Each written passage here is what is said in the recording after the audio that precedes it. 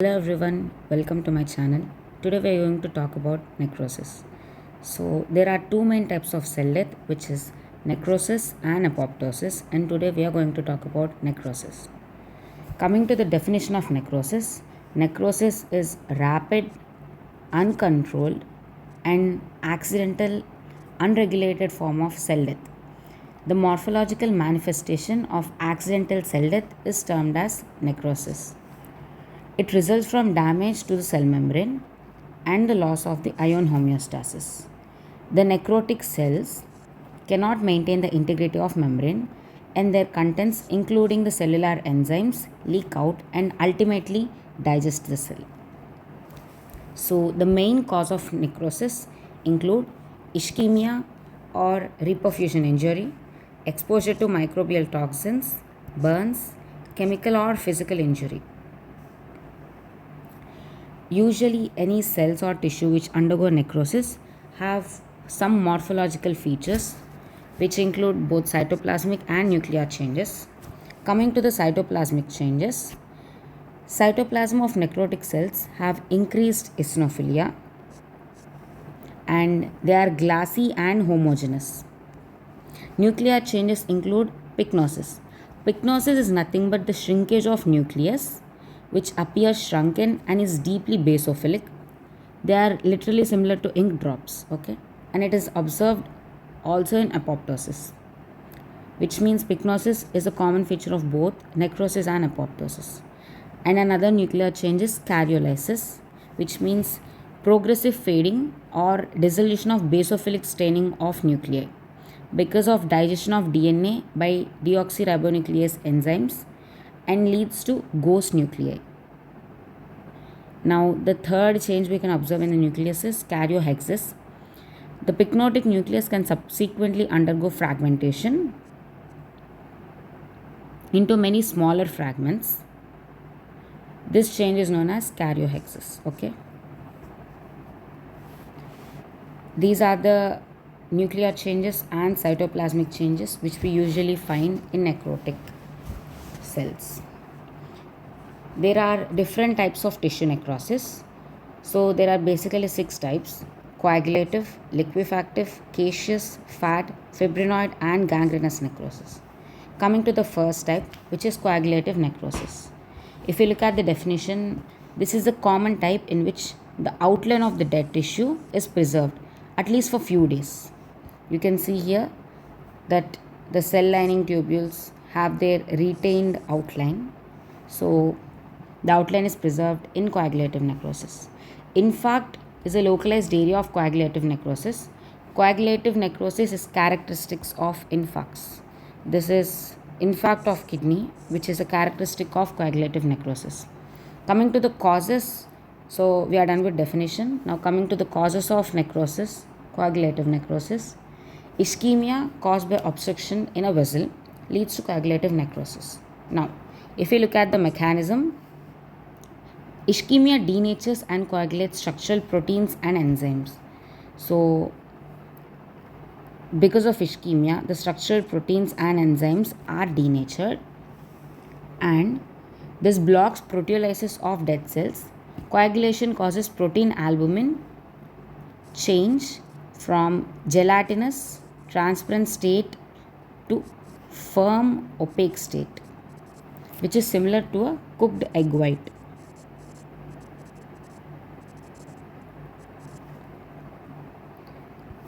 This is the mechanism of coagulative necrosis. Because of ischemia, the gel-like albumin is finally turned into cooked egg white, leading to coagulative necrosis. Coming to the morphology of coagulative necrosis, if you look at the gross, the organs affected are generally in all solid organs except brain. So the organs such as heart, kidney, spleen and limb are affected.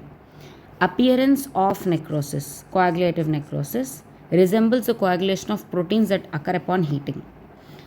The area of coagulative necrosis is called an infarct.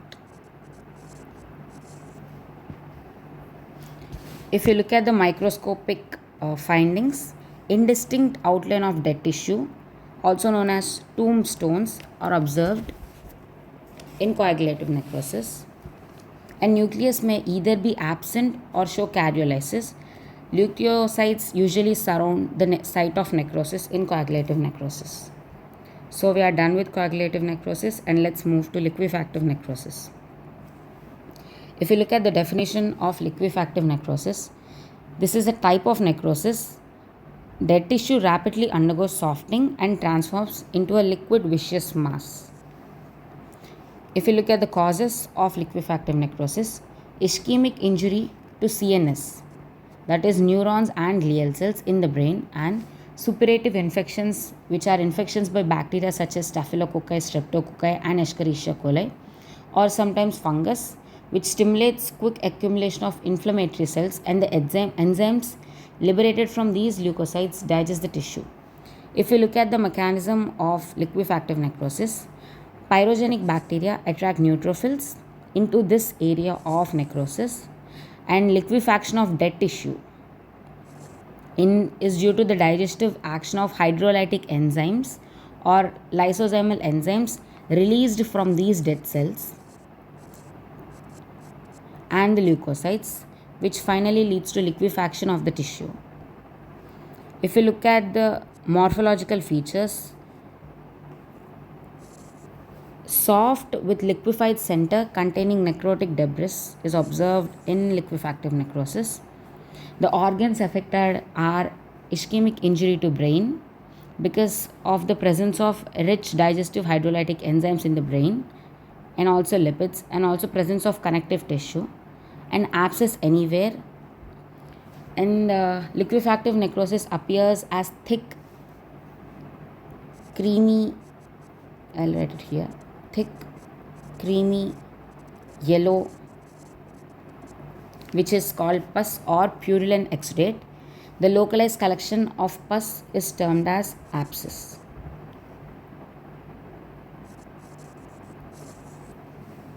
It is also seen in wet gangrene, this gross appearance.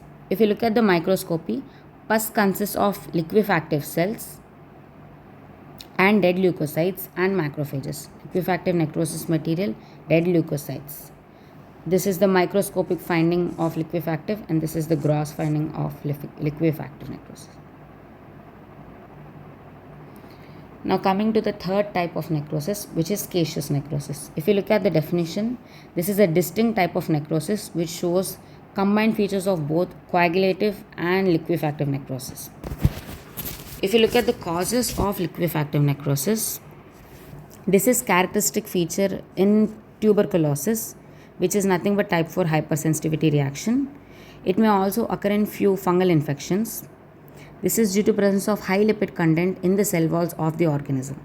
If you look at the mechanism of caseous necrosis, the dead cells disintegrate, but the debris is not digested completely by hydrolysis and persists indefinitely.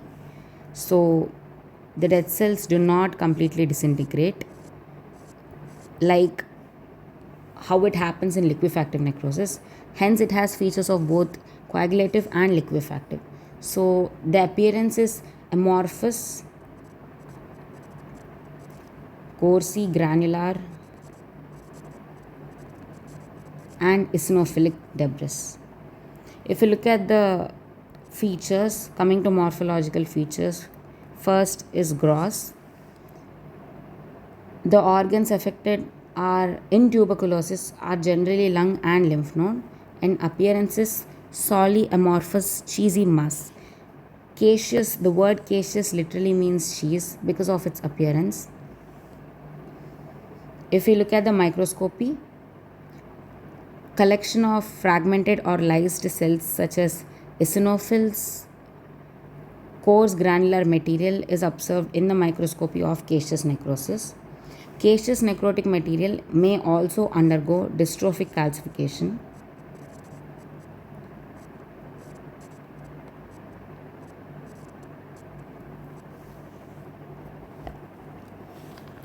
Now coming to the fourth type of necrosis, which is known as fat necrosis. If you look at the definition, it refers to focal areas of fat destruction which affects adipose tissue, and it occurs mainly in anatomical locations which is rich in fat. If you look at the types of necrosis, fat necrosis, there are two types. One is enzymatic fat necrosis and two is traumatic fat necrosis. In enzymatic fat necrosis, this occurs in adipose tissue around acutely inflamed pancreas, which is acute pancreatitis, or abdominal trauma. Coming to the mechanism of enzymatic fat necrosis, in pancreatitis, the enzymes leak from the SNR cells like this, and they enter the substance of pancreas and the peritoneal cavity. Phospholipases and proteases attack the plasma membrane of the adipocytes and release intracellular triglycerides. These triglycerides are further broken down into free fatty acids with the help of lipase. This free fatty acids combines with calcium, forming calcium soaps. This is nothing but saponification, which is a characteristic feature of fat necrosis. It can also be called as fat saponification. Coming to traumatic fat necrosis, this occurs in tissues with high fat content following severe trauma. It may also occur following radiation or surgery or even in removal of breast implants. In traumatic fat necrosis, triglycerides and lipases are released from injured adipocytes. In the breast, traumatic fat necrosis is common and may even mimic a tumor, particularly if calcification has occurred. So, the chalky white areas of fat necrosis, this is nothing but fat saponification.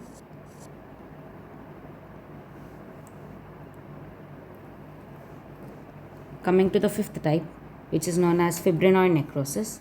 This is a special form of necrosis, and usually all the six type of necrosis can be found either through morphology or microscopic findings, but fibrinoid necrosis can only be seen through microscopic findings.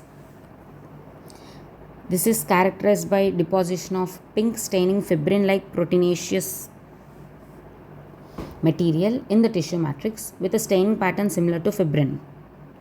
The causes of fibrinoid necrosis include immune mediated vascular injury, malignant hypertension, Aschoff bodies in rheumatic heart disease, and placentine preeclampsia and hyperacute transplant rejection.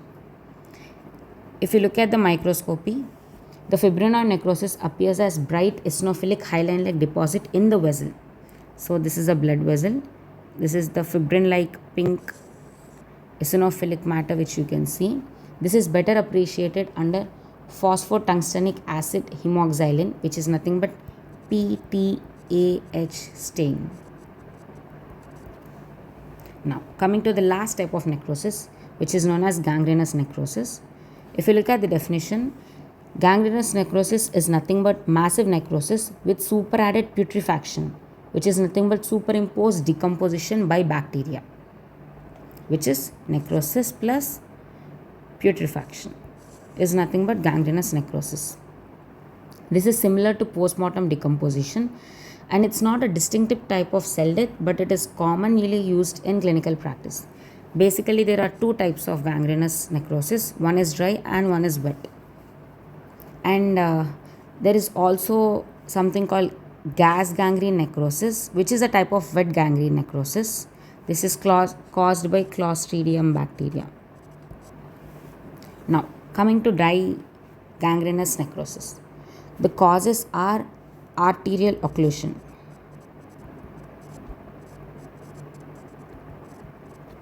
in Raynaud's disease, trauma, ergot poisoning. Sites usually involve limb and generally distal part of lower limb. If you look at the gross, the affected part is dry, shrunken and dark brown or black, resembling to a foot of mummy, and a clear line of demarcation is seen in dry gangrene. This is the line of demarcation between normal area and gangrenous area. If you look at the microscopy of dry gangrene, the necrosis shows smudging of soft tissue overlying the skin. The line of demarcation consists of granulation tissue with inflammatory cells. If you look at wet gangrene, this is due to venous blockage.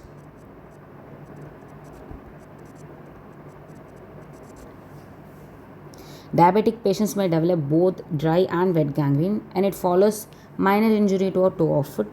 The sites of wet gangrene include moist tissue such as intestinal organs. This is wet gangrene of the intestine. Morphology is the gangrenous area is soft, swollen, cold, putrid, and black or dark. But, but as how you can see the clear line of demarcation in dry gangrenous necrosis, you cannot find any clear line of demarcation in wet gangrene necrosis. Now, coming to the last type, this is nothing but gas gangrene. So this is a special type of wet gangrene caused by infection with gas forming anaerobic Clostridium perfringens. So the toxins produced by them cause localized necrosis, and the affected area is swollen, edematous, painful due to the accumulation of gas bubbles inside the tissue. These gas bubbles are nothing but carbon dioxide. These gas bubbles are formed because of fermentation of sugars by the bacterial toxins. And if we come to the laboratory detection of necrosis, so usually when there is necrosis, leakage of intracellular proteins through damaged cell membrane that ultimately reaches the circulation. So if there is necrosis, you can easily detect it. You can also call them markers. For suppose in cardiac muscle, it contains a unique isoform of contractile protein troponin. Hepatic bile duct epithelium contains ALP, which is an enzyme, and hepatocytes contain transaminases. These are the markers of tissue damage. If these are present in the blood or serum, it is like you can detect the necrosis if it is present or no. Thanks for watching. Bye bye.